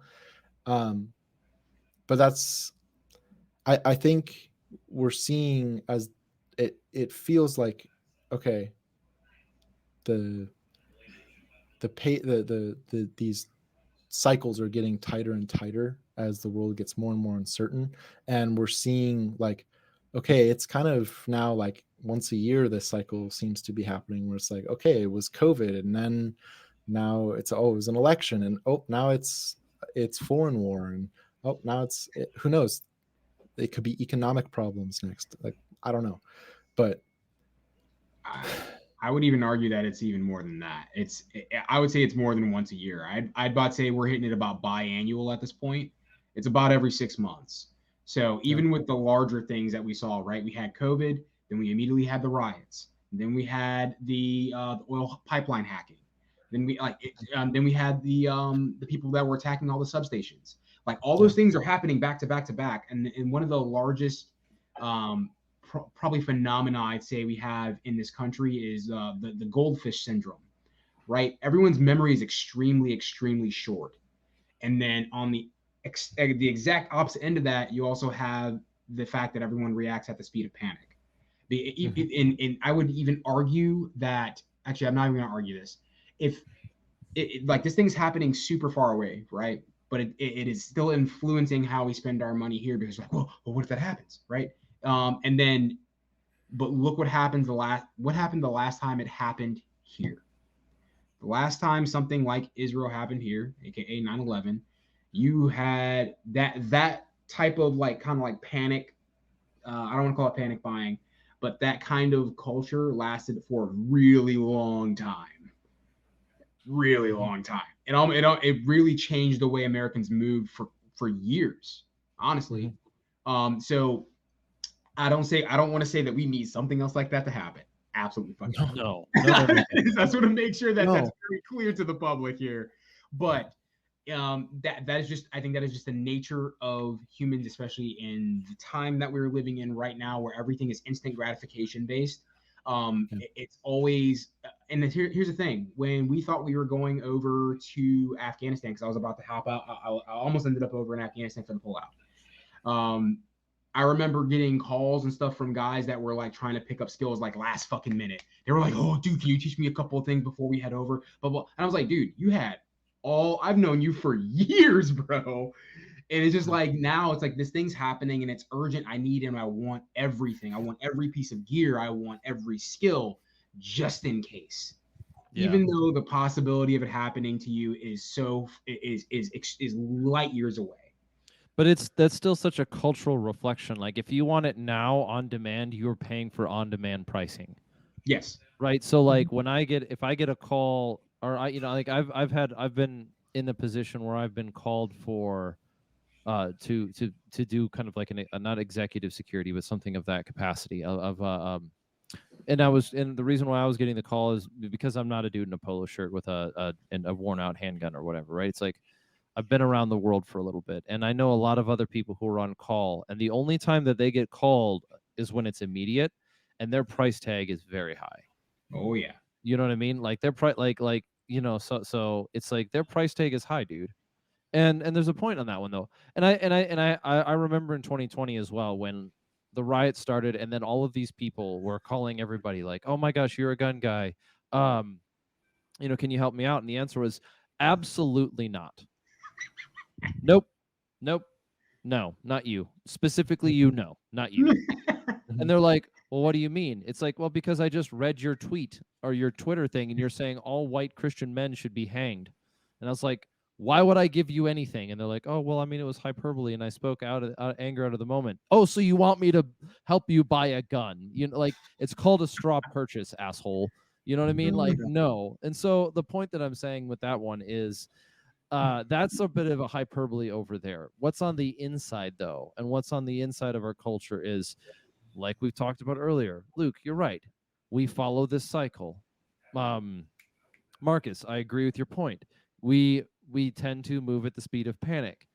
But the solution to that, just because we know it's there, doesn't mean we need to accept it as the status quo. No, I'm not saying. Yeah, no. Identifying that it exists is the first problem is the first step to fixing it. I think the bridge that needs to be jumped is for people to take the accountability of it takes accountability to have planned in a season of peace, not panic. And it takes a level of maturity and forethought that can often, from people who are panic buying, we would call them like sheeple, right? If you're like a sheeple normie and you're like, okay, often you get labeled as like, oh, he's a prepper gun nut, right? Or he, and I hate those labels, but it, for people who are like, why would you do that? And then that's the same people. I literally have a case of this where 3 weeks ago, I got a text from somebody who was like, hey, can you help me buy an AR? And this person had several months before made fun of, like, literally called me to my face, hey, you're such a gun nut, like, why do you go out to the range? And then here he is, like 3 months later, 10:30 at night, hey bro, do you have any way I can't find them, they're all out of stock. Yeah. And I'm like, Sucks to suck, dude. Sucks Yeah. to suck. I hope you don't feel like you need to defend your home anytime soon, Yeah. because you're just gonna have to suck. You're gonna have to wait it out. Let's just, Yeah. I know you live in rural Montana. Please Thoughts will and show up. prayers. Thoughts. I mean, I'm Thoughts and being, prayers. yeah, right. Like, Yeah. okay, so I'm being a little aggressive, and I You need are definitely being aggressive. Who hurt you? That's what the people like to say these days. Who my hurt you? my conscience is starting to pick at my soul a little bit and being like, hey buddy, this isn't right. Because Yeah. we do need to look out. We do have a duty as people. Yeah. Like, even it says in the New Testament, let the strong look after the weak. And I'm not self-implying myself as a strong person, but I am making an assessment. Is like, if we're going to take responsibility, we can't just do it when we get the encouragement of the population. Now, what I deliberately want to do is I want to deliberately cut out any further conversation about this sort of mythical, not mythical, this very real scenario that some of us have encountered, where the opposition wants to join your side when it's convenient for them. And I'll say this as a final point: if they're willing to advocate for your murder on Twitter, probably don't support them in their activities, because they're already willing to do it, and that's as far as I'm going to go there. But I think the question that's more of like a gun culture internal question is, okay, so we know this issue. We have an issue with the panic buying thing, because I want to, and I'm not out shooting all of my guns every week. I'm not training every weekend. I'm not going out and doing all this stuff every weekend. In fact, my work right now is community building through this podcast. And so through this company, trying to build up in this way and like spread good information and figure it out that way. And so the community part on the individual is being worthy of the community, but also vetting your allies, your the people that you're with. And then the community level itself is, okay, so we know that the industry swings really, really, really broadly. In off election year, no one buys anything. Election year, everyone buys everything. And then we keep going down back and forth on this pendulum. But the community needs to be, at least if nothing else, consistent. And Yes. while we may gain from the disorder of the chaos that happens in 2020 or in an election year, we gain more people within our community. The problem that we're running into is that there's that drop off, where it's like, oh, it's not that everyone's invested, and I'm not trying to create a no true Scotsman fallacy. The question that we have in our community is, when the support, the external support from the circumstance fades, all we have left is the eating our own. And no, that's not holding each other accountable. We're just destroying each other. Where is the support when it's not an election year? Where is it? Why, are we just comfortable with a no true Scotsman fallacy every other year? It rests in men of character who are aligned with your moral compass, and the who are of similar sobriety and forethought that as you are. That's where the real community. I think we throw this term around of community really loosely, but I think it's I mean, if we're calling vicious sub internet niches that infight community, I don't even want to give that the title Yeah. of a community. Um, what we should the real gun community is in those few rare guys, and thankfully more and more guys are like this, where they're opening up to the idea of like, okay, this is something like the world's going in a way that we all can see is not great. I think it's good to start putting this into a more regular state of readiness for the average person. And so thankfully, like more and more people are warming up to this idea, but there's still it's few and far between to find someone in your local area, in your that you agree with, right? And I think the problem that so many people make is they want it so desperately, they want community so desperately that they compromise on something, right? And there's no friend and there's no community worth compromising your morals on. So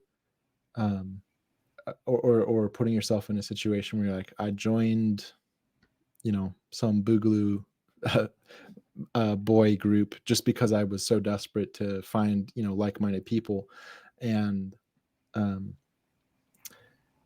that's not the way. The way is to I can't remember who said it, but like just start really small. Start with you're gonna find the guys that think like you in the places where you're probably not going to find them at the gun range. You're going to find them at your church. You're going to find them at your local barbecue that you host at your house. You're going to find them in good quality conversation, right? And and I think something that the gun community, if we want to really become a well-rounded and a well-prepared society, we have to acknowledge everyone's skill sets, right? Marcus, you know this better than you're in it, and I know Forrest, you know this, but like the military is not all guys who pull triggers, right? There's Very cooks, small. there's mechanics, there are radio guys, there's logistics guys, and so you can. I think that's where another thing too is that the civilian community, something that needs to happen to mature and to really take a fully formed shape and start seeing like actual prepared communities of people who can sustain each other, is you have to not all want to clamber for like become a team of like 50 breachers, and you're like, bro, that's it's so immature to think that you're all going to be like number one man on a stack. Like, no, God dude. damn it, dude. Dude, you just knocked up like you're so far up my list right now, dude, of people that I'm like, yes, this dude fucking gets it. Holy I shit, mean, that but it's so true. Like in was order for refreshing. community, but see, and this is where it all goes back to that ego, where like everyone wants to be Mr. Ego up at and be like the breacher guy, and you're like, no. Sometimes what the community needs is for you to like be the mechanic, right? You're like, but bro, I wanted to be the breacher, and you're like, okay, I mean, Man. like, and the military does a great job with this because you don't have a choice, right? They see that you'd make a great breacher, and you're like, hey, guess what? You get to be the breacher. And then the other guy's like, hey, like I have a friend who went in and he wanted to be in intelligence, and he failed his polygraph on like it through no fault of his own, right? They came back and said, hey, you failed polygraph, guess what, you're artillery. And it's like, to go from that to that, he was like, he thought he was going to be a cops guy. And you 4 years of tinnitus later, and I know you wanted to be intelligence, but we're just gonna permanently squash that by making sure you have a guaranteed TBI. Like, oh, yeah, I knew I so was gonna be military intelligence, and now spoons are hard. so yeah, we laugh, but like nobody. See, here's the thing: the military forces this, and the civilian side, everyone is left to choose what they want to do. So of course, everyone being the ego takes over, and everyone wants to be Mr. Soft Breacher. And you're like, okay, well, that's not what the world needs. That's not what the community needs. The community needs people who come with a humble attitude of what can I bring to the table, and um, and here's the skill sets that I have. Here's the skill sets that my life experience is bringing, that I bring with me. How can I contribute to the cause? Yes. Pages I think of that's a notes. massive problem in the quote unquote community in general, right? Is there the over glorification of 1 to 2 spots, right? You really have trigger puller, medic, breacher, and everyone outside of that pretty much gets left in the dust. Oh, no. There's comms guy now, and now there's the Oh, there's medic comms guy. guy now. You Even know, then, like it's look, dude. We hit the DLC. We're getting bonus the characters. DLC. Right? Yeah. But yeah, like I think people don't really realize how much actual skill and competency and experience you need to run vehicles, bro. Like mechanic's job is not fucking easy. Like finding guys that can weld, Well, that can fabricate, that can yeah, like it. Like the shit is not 100%. easy. Here's And a so it's he- like I here's think an people want so badly to be like the army, but they don't understand all like the entire apparatus of things that are chugging along to make everything happen right on time the way it needs to happen in the army. It's yeah. like, dude, Here's there are a billion people in the back making sure this works okay. yeah, and there's certainly room. There's certainly issues of like bureaucratic bloat. But here's an Oh anecdotal yeah. personal experience.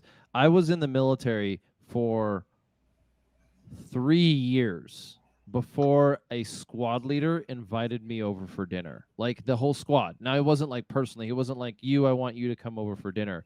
I was in Ranger Battalion for 3 years before a squad leader who was supposed to be around had been around for a while, quite a while at this point in time. I mean, squad leaders usually had about 6 deployments under their belt. Um, I had been in the military for 3 years in Ranger Battalion before a squad leader was like, "Hey, you want to go do dinner? We're going to do a barbecue in our backyard." It was like, Yeah. and that's what, and the same thing applies to the community. It's like this is where I have a criticism of like people like to adopt personas of like I'm the sniper, he's the medic, he's the breacher, he's the comms guy, he's the whatever. And it's like no, those are specialties that we've developed so that we can probably finance everything else that we're doing in this industry, but that's not who you are. And where's the guy who's like, oh, I'm the guy who invites people over for dinner and like we have community hosting and conversations and things like that. And I think that's a part where that tends to be missing is Mhm. the community side of the community doesn't have to happen at the range. Now we can do it, but that's what we're looking. And the funny thing is like that's exactly what so many of us are looking for. Yeah. But I mean, if I'll say I'm definitely guilty of it, man. I compartmentalize my life very harshly. Like as far as I think to date, I think maybe 2 people I've worked with in the last 11 years have actually seen where I live. fair, there's some. I mean, yeah, Two people. but bro, So there's this. I mean, I don't mind taking people other places, and then we us doing these events. But my house is kind of like I don't want to say a safe space, but it's my abode, man. It's like it's my piece away from the world, and I'm extremely I know you're. I know you live in North Carolina. There's these things called yeah. restaurants. Yeah, exactly. That's what I'm saying. I'm saying like I've gone to dinners and done stuff like that. People are like, Yeah. oh yeah, like inviting people over your house seems to be something that's harped on quite a bit. They're like, invite them over to your house. I was like, nah, dude. I'm extremely I guard my house with a fucking pickaxe, dude. Like it's I don't like just anybody in my house disturbing the place that I come for peace. So fair. I completely get that. So maybe then in reflection, or not maybe, let me be just clear on that one, is that when we're talking about community outside of that world, then this is exactly what I'm talking about. yes. Is if you want to have all of the fruit of a close, tight knit group of people, and you're not willing to go out and do things with them, like invite them over for dinner or go and grab food at a restaurant, you're not going to be in the circle, dude. Yeah. Or be the guy who is farther along in a skill set and gear and equipment and training, and then see somebody curious or see somebody starting to make a change in the way they perceive the world, and you're not the guy who's willing to come down to their level and go backtrack a little bit and say, hey bro, like here, I've got an extra rucksack, like do you need that? Like being the guy who can come down and help somebody starting is very, very rare, right? I don't know. I don't know if it's rare. Maybe it's a I, personal I, opinion. I I think think it depends that on who you're with. I think no, I think okay. You're It's talking broad spectrum, right? I'm talking broad spectrum of like generous people who are generous with their time and are willing to there's no way that you have community. There's no choir that ever existed at a church without a choir director who like sacrificed their time and effort and sweat and blood and tears to make the choir do well, right? There's no squad leader who had a great squad by sitting on his couch and not actually giving a crap about his crew guys, right? There's a certain sense of that. If you find yourself in a position of, if you're in your social group and you're like, dude, I've gone through all the classes, I got all the skills, I know how to shoot, and you're the guy who is sitting here in a position where you could rise to the occasion and lead your friends who are getting more interested as the world gets crazier, and you're not willing to kind of put your ego to the side and put all of your accomplishments to the side and say, hey guys, okay, so here's what I've learned, here's some things that I learned on my journey, here's some good resources for you, like, versus just saying, well, stop being a poor, like, get night vision already. And like, I think there's a lot of the culture it's easier to do that, and typically people will take the easier route out. And so if you can, several building blocks this, but I think yeah. Okay, so I still want to tackle this subject, and I don't know. I'm gonna invite the conversation a little bit further, but then if you think I'm gonna leave it up to you guys to say if it's not really a thing, we can let it aside. Like I want to make sure, because we have a couple of other things that we want to wrap up because we're getting kind of close to the end of this episode. We've addressed a number of things, but I want to bring up this example before. Every time that I encounter somebody complaining about gun keeping, I'm asking for the receipts or gatekeeping or whatever this thing. Gatekeeping. Okay, gotcha. It's like Like gatekeeping, like this kind of asking for the receipts thing. Like the guy who is hoarding, like, and I have an issue with hoarding information. We particularly do it in the intel world, and I'm not an intel guy, but you get what I'm saying. It's like, yeah. I'm going to hold on to this information until I can present it in a politically expedient way that makes me look good. We all can. You know what I'm talking about when you have these people who are like intel guys that are like arguing against each other because they're like holding and hoarding information, and they're not sharing information. They're not sharing an article, they're not sharing a video, they're not sharing anything with anybody in their community. And so I get that. This is my issue, is that okay, so you're the guy that has the experience and the time and the stuff, and somebody comes to you in your community and they say, hey, can you teach me that stuff, or you identify that there's a need. And what they want to do is they want you to give them all of the training, all of the gear, and all of the repertoire for literally nothing. They just want you to do it. And they want you to do it for free, on your own time, with your own expense, on your own dollar, with your own ammunition, on your own, like. And so, in other words, I don't have an issue if a guy is in this position. If I'm in this position and I meet somebody, I'm like, hey, yeah, I'll definitely give of you myself. Generosity is certainly a thing, and I'm not against it. But the issue that I have is this expectation from the people who are like, why aren't you being generous, bro? And the answer is because you're not going to pull your weight even if I give you everything. You're just going to sit there and complain some more about how literally the God tier Navy SEAL guy didn't come down and give you a Chinook or something. Like, geez, man. And so my point in that criticism is, I think that I'm gonna put this out for those who are listening, who are not who are in that community. Ask them to do something and make it worth their time. And in other words, like, be genuine about it. Like Marcus, if you were to, if I like, I'd love to take a lock picking class with you. I'd love to do it, but I'm not, and I'd love to pay for it, or I'd love to make it worth your time in some way. Either I'm going to exchange something that's worth your time, or I'm going to just straight out and pay for it. And so when people in this industry get stuff for free, it's because they're getting stuff for free for an exchange. Yes. There is some sort of mutual exchange, and that is there are. Yeah. It's not a big part. It is the entirety of it. It is. Yeah.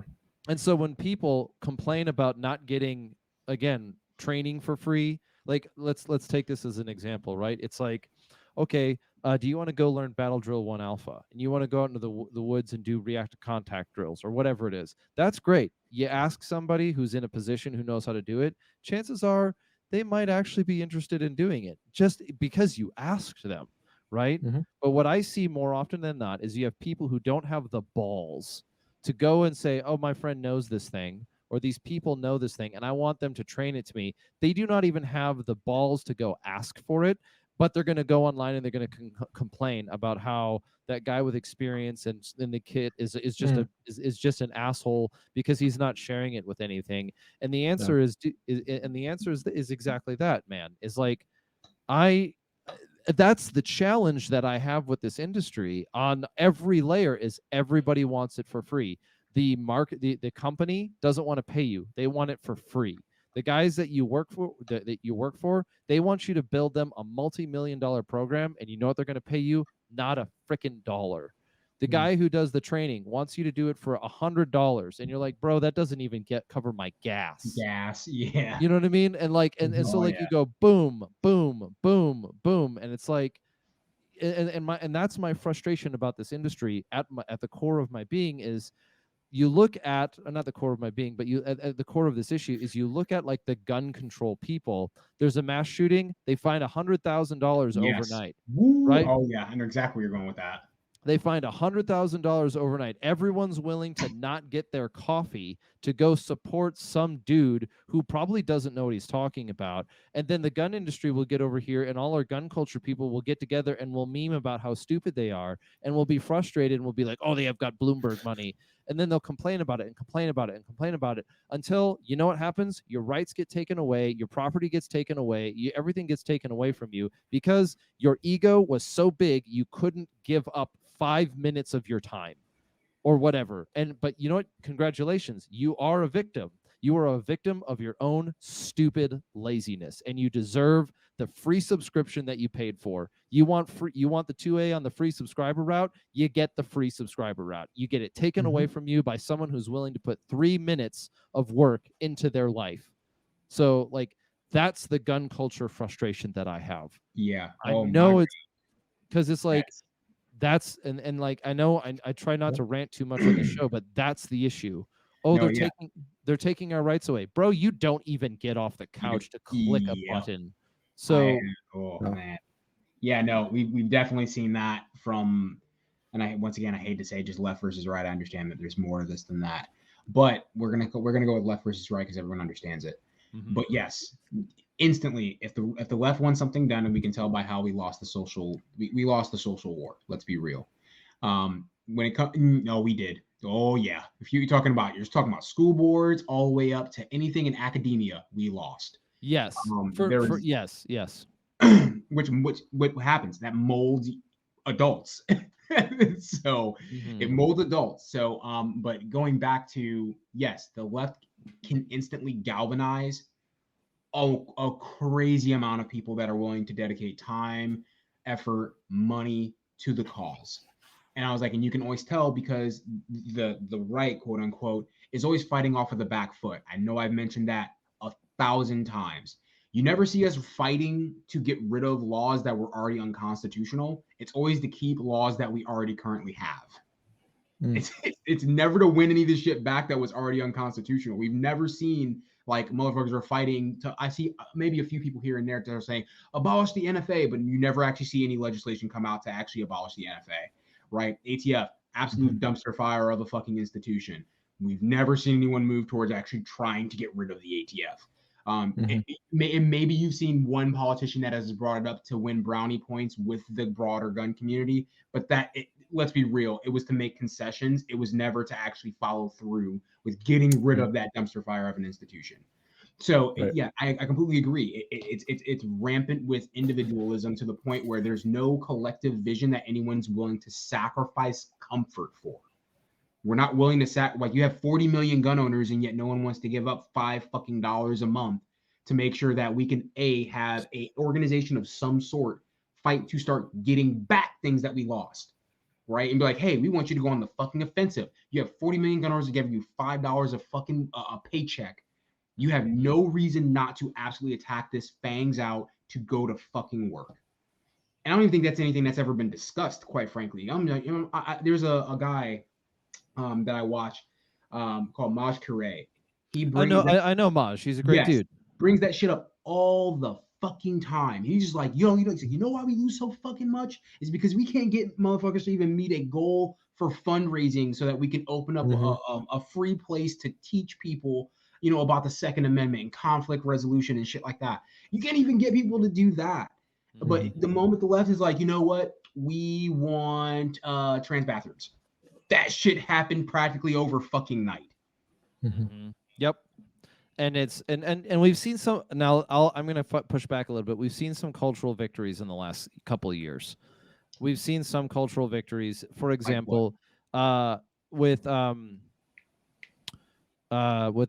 the riots Ukraine and Israel, the Second Amendment idea is pretty strong, especially with the level of propaganda that's necessary, from my observation, to try to argue for it. Because you look at Joe Biden's, he has to institute a government, or he needs to produce an office to try to do that on like a meta level, to implement new gun control on a meta level. He has to literally lionize and make apparatchiks government officials in order to do it.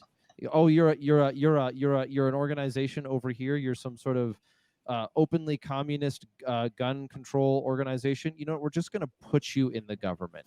Okay, that's a good thing. The other thing is that we're seeing various legal battles, but for this community and what it wants, and for this community and what it claims to value, it surely does love it when somebody else does all the work for them. You know what I mean? Like, we're sitting on our back foot. We're sitting on our back foot waiting for lawyers to win the battle. And it's like, and I get it too. Like, I'm not saying I'm the only, I'm not saying I'm the only or I'm the harbinger of goodwill here. It's this, but this is the frustration, is that one of the key, it's not just the frustration, one of the key identifying components of the cultural idea of the FUD is the phrase "I got mine." I got mine, right? Oh, I already got my gun. I don't care about the rights anymore. I got my handgun. I'm not going to turn it away, and I'm going to lose it in a boating accident. Okay. Oh, God. You know what I mean? Like, and don't get me wrong, dude. The boating accident joke is funny. All right, it's funny. It is cringe and reeks of absolute weakness.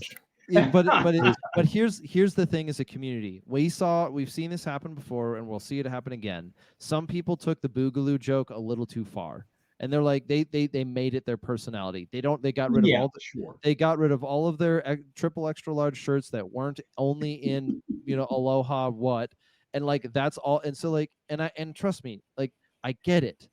But the thing is, they made it was a joke. The boogaloo thing was a joke, and people made it their identity. And you know what you know what's happening to them right now? They're all in a jail cell. Congratulations. We failed them, or they failed themselves because they were so unconscionable as individuals that no one could stand being around them. Fine, maybe take a shower, touch grass, got it. But the issue as we come back to the industry as a whole is like, we are the work. We are the people. Donald Trump's not going to save your gun rights. The NRA is not going to save your gun rights. The Firearms Policy Coalition is not going to do it on their own.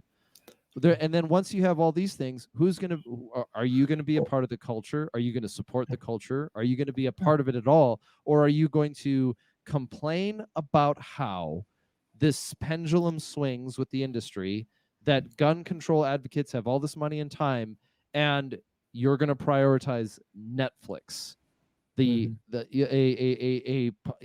know what I mean? So like, you're going to support, you want somebody, let's admit it, you want somebody else to support your lifestyle.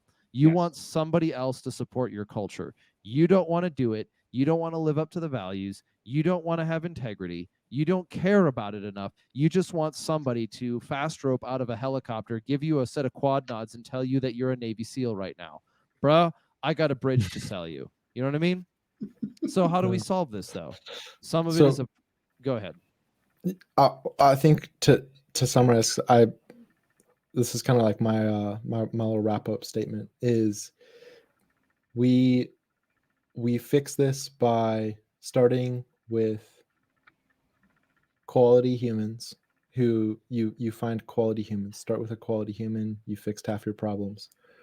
Put a couple quality humans together in the same room, get them all on the same page on what they are about and why they want to be in the same room in the first place. Then you get them to prioritize their and part of being on the same page is you get them to prioritize what they are going to invest their time and resources into as a collective. And I think that if you got people, if the gun community could get to that point alone, where even 15% of the gun community, quote unquote, was doing that, we would have nowhere near the all of these, the rant kind of falls apart at that point, right? But what beyond that, it just turns into, okay, well, what,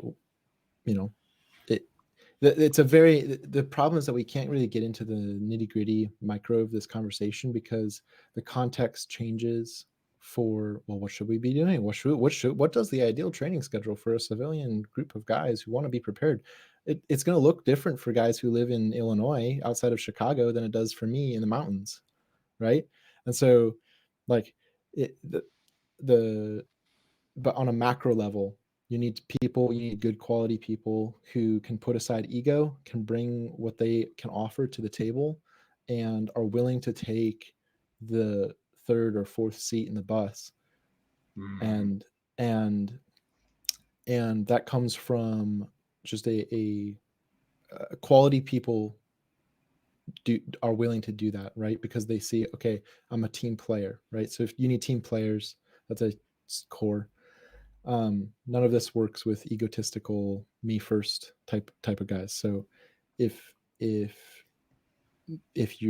the group of guys you're running with, it's a good rain check to say, hey, I need to probably find a new group of friends, because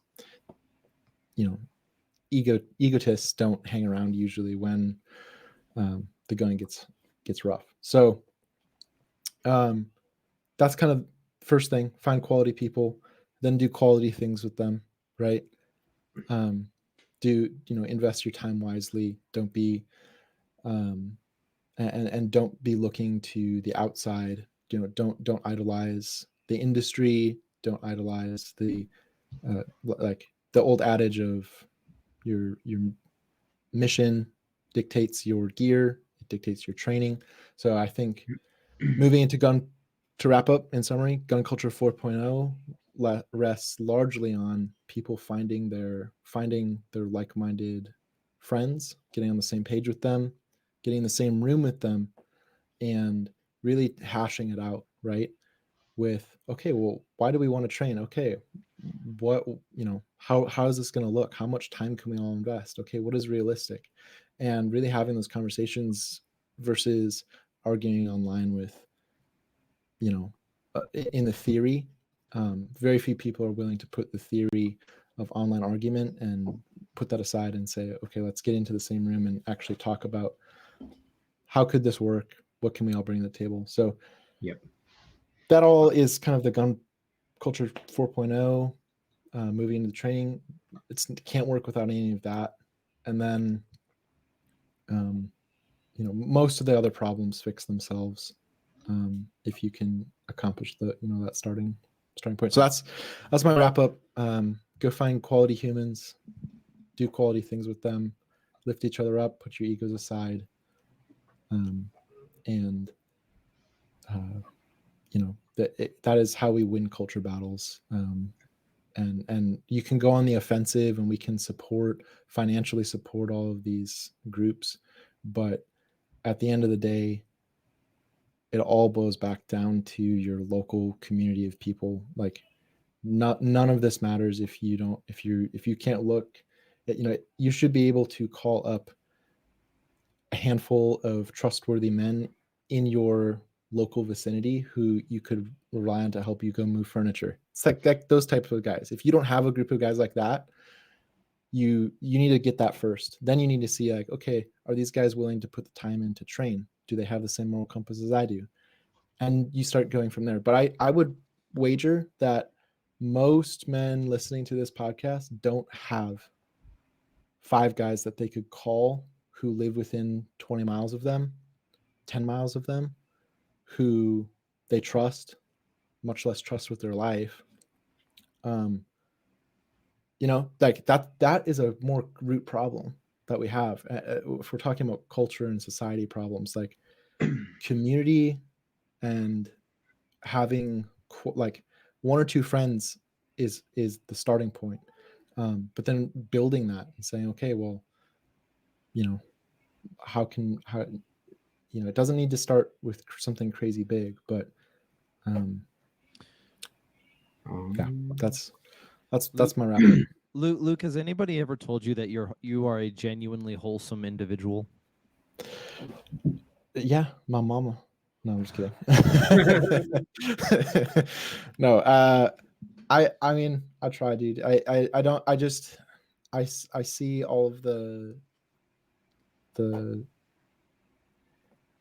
I see like the vicious side of like internet gun industry drama, and it makes me like I do that as like for a living, and so I kind of get repulsed by it, and long time ago I saw like that's not it, like that's not the answer. The hype culture, the constant materialism, this chasing this hamster wheel is not it. And so then you start and then especially being at a company where you get approached by a bunch of people, and people try to use your position and stuff for their own personal gain, you start to get a sense of like weeding out the fakes. And so your radar for quality people starts to get sharpened, and it starts to shrink your circle, and you realize how rare it is to find genuine friends who are without ego. And it's very rare. It's very rare. And lucky is the man who has a friend, a singular friend, much less a handful. But that's all you need to start. Like, I think that's, if you have a couple homies who are local to you, like, go do that, get on the same page with them, and everyone will sort it out from there. But I think we all need to start. It's very easy to talk in grandiose ideas, and it's very hard to start implementing even the smallest thing. So like, if anyone has made it this far into the podcast, my closing words to you before I got to jump off is like, go in the next month, try to go, if you don't have somebody who you genuinely trust and is local to you, go find an avenue to meet someone, whether that's at a gun range, whether that's at the next class you take, whether that's at your church. Go, and it does not need to be in the context of gun culture. Go invite someone out for coffee, right? Invite someone over for a barbecue.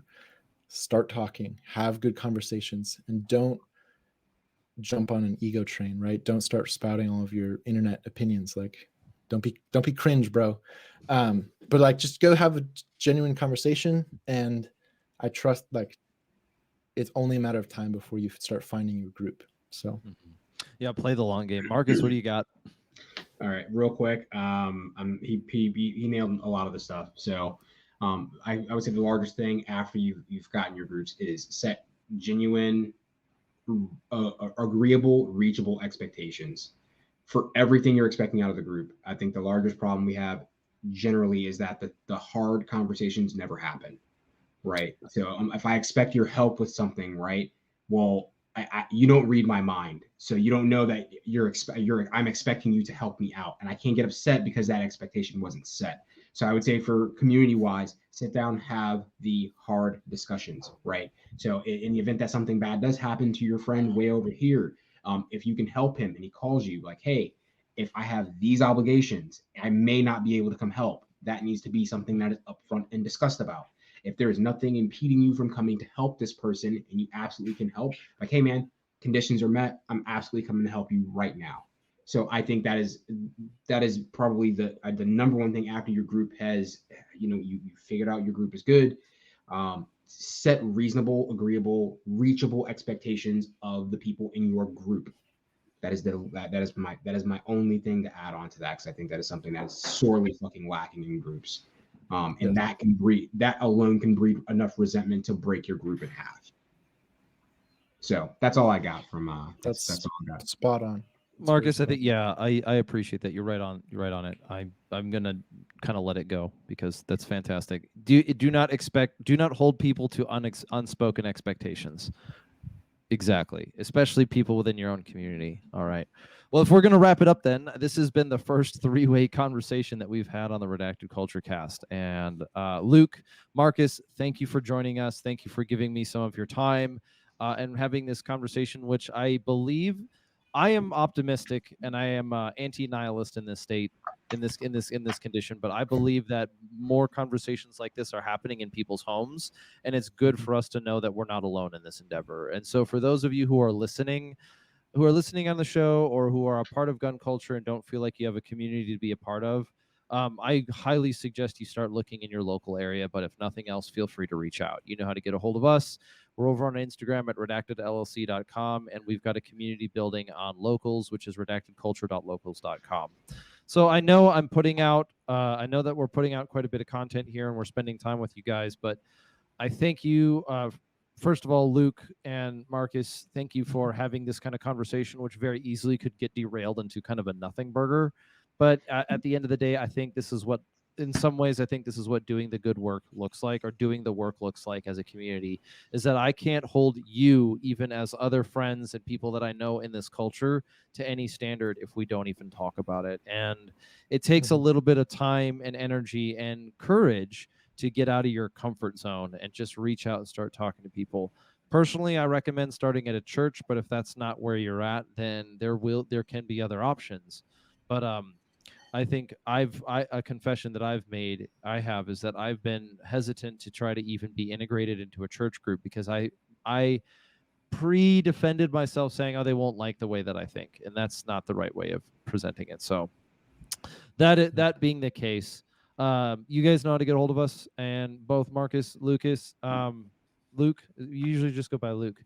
Do you want to plug your information so that people can find you, and then I will put it in the description below?